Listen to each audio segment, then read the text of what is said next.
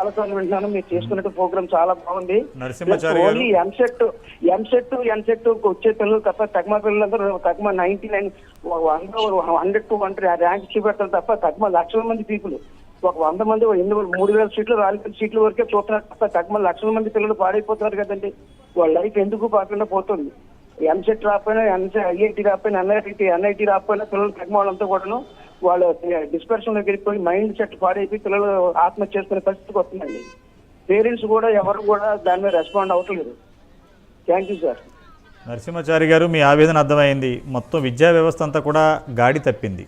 అంటే ఒక్క విషయంలో కాదు, అకాడమిక్స్లో, అడ్మినిస్ట్రేషన్లో, హాస్టల్ మానిటరింగ్లో, ఫీజుల నియంత్రణలో, అలాగే ఈ కార్పొరేట్ విద్యా వ్యవస్థ, అధికారులు, ప్రభుత్వాలు ఈ మూడు మొత్తం ఎవరి పని వాళ్ళు విడివిడిగా చేసుకోవటం, ఇక్కడ జరిగే అవినీతి డబ్బంతా కూడా డైరెక్ట్గాను ఇండైరెక్ట్గాను ప్రభుత్వ అధినేతలకు చేరటం, మిగతా బడ్జెట్ స్కూల్స్ అన్నీ సర్వనాశనం అయిపోవటం, ఈ విషయాల్లో ఒక గుర్తు చేయాలి. తెలుగు రాష్ట్రాల్లో ఉన్న బడ్జెట్ స్కూల్ యాజమాన్యాలకి వాళ్ళు కూడా అసోసియేషన్ పెడుతున్నారు, ఫోన్ చేస్తున్నారు ప్రధాన కార్యాలయాలకి. చాలా మంచి కార్యక్రమం టేకప్ చేశారు. బడ్జెట్ స్కూల్స్, బడ్జెట్ జూనియర్ కాలేజీలు చిన్న బిల్డింగ్ రెంట్గా తీసుకుని బీఈడీ ఎంఈడీ చేసిన ఫ్యాకల్టీని పెట్టుకుని వాళ్ళ దగ్గర జాయిన్ అవ్వడానికి ఎవరూ రావట్లేదు. ఎంతసేపు కూడా శ్రీ చైతన్య నారాయణ కార్పొరేట్ కాలేజీల్లో, ఇంకా రాజస్థాన్ నుంచి కూడా చాలా కాలేజీలు వస్తున్నాయి వేరే రాష్ట్రాల నుంచి. ఇక్కడున్న గవర్నమెంట్ స్కూల్ కాలేజీలు మూతపడేటట్టు చేస్తున్నారు, గవర్నమెంట్ జూనియర్ కాలేజీలు మూతపడేటట్టు చేస్తున్నారు. బడ్జెట్ స్కూల్స్ వాళ్ళ పాప ఏ లాభాపాక్షి లేకుండా as per GO is consent 5% లాభాలతో నడవలసిన స్కూల్స్ బడ్జెట్ స్కూల్స్ వాళ్ళకి ప్రతి నెల జీతాలు ఇవ్వలేక, రెంటలు కట్టలేక నాకు చాలామంది కాలర్స్ ఫోన్ చేస్తున్నారు వారం నుంచి. మన ప్రైవేటు స్కూల్స్ అసోసియేషన్ వాళ్ళు కానీ, budget schools junior are degree what ever it is, వాళ్ళందరూ కూడా మంచి చర్చ చేశారు సార్. త్వరలో మేమందరం కూడా సంఘటితమై గవర్నమెంట్ని, రేవంత్ రెడ్డి గారిని కలిసి ఈ దందాన్ని అంతా అరికట్టేటట్టుకు మీరు కూడా ప్రయత్నం చేయండి అని మమ్మల్ని కోరుతున్నారు. మీతో మాట్లాడే ముందు రియాజ్ గారు నమస్కారం. మీరు చాలా సీనియర్ నాయకులు, రేవంత్ రెడ్డి గారు కూడా మీకు సన్నిహితం ఉంది. మేము గత 15 రోజుల నుంచి ప్రైమ్ నేని వేదికగా అనేక కథనాలు ప్రచురం చేస్తున్నాం. ఈ యొక్క ఐటీ దాడులే కాదు, మొత్తం వ్యవస్థను ప్రక్షాళన చేయాలని.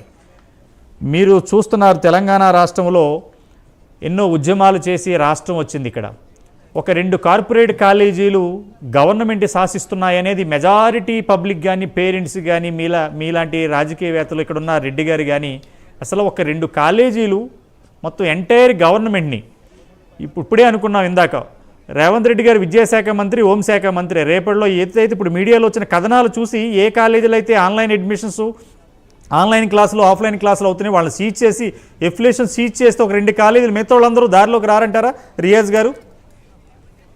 సత్యనారాయణ గారు, ఇంతకుముందు మిత్రులు మోహన్ రెడ్డి గారు, అట్లాగే విద్యార్థి నాయకులు పవన్ గారు మంచి అభిప్రాయాలు వ్యక్తం చేశారు. చాలా విలువైన అభిప్రాయం. అయ్యా, మనకు కాన్సెప్ట్ ఉంటుంది ఏంటంటే, ఒక దేశాన్ని నాశనం చేయాలంటే యుద్ధం చేయాల్సిన అవసరం లేదు. ఆ విద్యా వ్యవస్థ నాశనం చేస్తే ఆటోమేటిక్గా దేశం కూలిపోతుంది. కరెక్ట్గా చెప్పారు. ఇప్పుడు జరుగుతున్నది కూడా అది. బాధాకరం. చాలా వాస్తవాలు. నిజంగా మీరు డైనమిక్గా టాపిక్ తీసుకొని మాట్లాడిపిస్తున్నారు. అది ప్రజలకు అవసరమైన టాపిక్, సమాజానికి దార్శనికత ఇచ్చే టాపిక్ కూడా. ఇక్కడ విషయం ఏంటంటే, అగ్రి ఖచ్చితంగా వీళ్ళకి ఎక్కడైతే ముగుదాడి చేయాల్సిందే. మనకు ఏదో ప్రాబ్లం ఉంటుంది. ఏముంటుందంటే, if dog moves tail moves. కానీ ఇక్కడ మన దగ్గర జరిగింది ఏంటంటే, ఇప్పుడు టేల్ మూవ్స్ డాగ్ మూవ్స్ లాగా అయిపోయింది. అంటే కుక్క కదిలితే తోక కదులుతుంది. ఇక్కడ మన దగ్గర ఏమైందంటే, తోక కదిలితే కుక్క కదులుతూ ఉంటుంది. అంటే 2-3 సంవత్సరాలు మొత్తం వ్యవస్థనే నడిపించే ప్రయత్నం చేస్తున్నాయి. అది సరి అయిన పద్ధతి కాదు. అంటే రియాజ్ గారు, మీ మాటకు అడ్డొచ్చాను.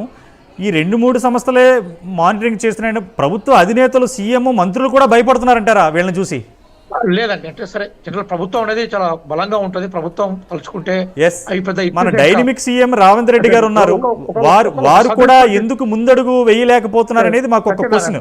సత్యనారాయణ గారు, అయ్యా, ఒక sub inspector can control one college which is located in this area. అది ఇష్యూ కాదు. ఇక్కడ విషయం ఏంటంటే, కొన్ని సందర్భాల్లో ఏమైందంటే, అక్కడ అకాడమిక్ కోర్స్ జరుగుతుంటుంది. సత్యనారాయణ గారు, సడన్ గా కాలేజీ మూసివేయడం వల్ల ఏమైందంటే, సరే కాలేజీ యజమాన్యమో వాళ్ళ దౌర్జన్యాలు పక్కన పెడితే, దాన్ని నమ్ముకొని చదువుతున్న విద్యార్థులు ఉంటారు. సడన్ గా అకాడమిక్ ఇయర్ లో వాళ్ళని మనం వెనుకొని తీసుకుపోయి పరిస్థితి ఉండదు.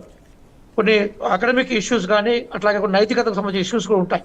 కానీ మనం ఖచ్చితంగా అందరం కూడా ఇప్పుడు ఇక్కడ డిబేట్లో ఉన్న వాళ్ళందరూ కూడా అంగీకరించే విషయం ఏంటంటే, ఒకవేళ వీటి కనుక ముగుతాడు వేయకుంటే మొత్తం వ్యవస్థనే వీళ్ళు ఆల్రెడీ స్వాధీనం చేసుకుని నడుపుతున్నారు. చట్టాలు అన్నీ కూడా పేపర్ల మీదే ఉన్నాయి, వాళ్ళకి ఎక్కడ కూడా కనిపించవు. ఇక చాలా ఆశ్చర్య విషయం ఏంటంటే ఇప్పుడు మాలాంటి వాళ్ళు ఏదైనా చిన్న చిన్న విషయాల మీద ఫోన్ చేస్తే అక్కడ మరి ఎవరో రెస్పాన్సిబిలిటీ కూడా తెలియదు అసలుకి అన్నట్టు. ప్రిన్సిపాల్ ఫోన్ ఎత్తాడు, బలవంతంగా పోతే ప్రిన్సిపాల్ నాకేం తెలియదు అంటాడు. అంటే ఇది కేవలం ఫీజుల విషయానికి సంబంధించిన ఇష్యూసే కాదు, ఆ కాలేజీలో ఏదైనా విచారకరమైన విషయం జరిగినా కూడా రెస్పాన్స్ ఇచ్చేవాళ్ళు ఎవరు ఉండరు. చాలా భయంకరమైన వ్యవస్థ, దాన్ని ప్రక్షాళన చేయాల్సిన అవసరం ఉన్నది. ఖచ్చితంగా గౌరవనీయులు పెద్దలు మా గౌరవ ముఖ్యమంత్రి రేవంత్ రెడ్డి గారి దృష్టికి, అట్లాగే మిగతా ప్రభుత్వ అధికారుల దృష్టికి మాకు సందర్భం ఉన్నప్పుడు, సమయం ఉన్నప్పుడు తీసుకుపోయే ప్రయత్నం చేస్తాం. కానీ ఒక్కటి మాత్రం మేము ఫిలసాఫికల్ ఒక విషయం చెప్తాం సార్. భారతదేశంలో పబ్లిక్ సెక్టార్ని ఏర్పాటు చేసింది కాంగ్రెస్ పార్టీనే, భారతదేశంలో పబ్లిక్ స్కూల్స్ ఏర్పాటు చేసింది కాంగ్రెస్ పార్టీనే, అట్లాగే క్వాలిఫైడ్ టీచర్లు ఇవ్వాలనే కాన్సెప్ట్ తీసుకొచ్చి కూడా కాంగ్రెస్ పార్టీనే.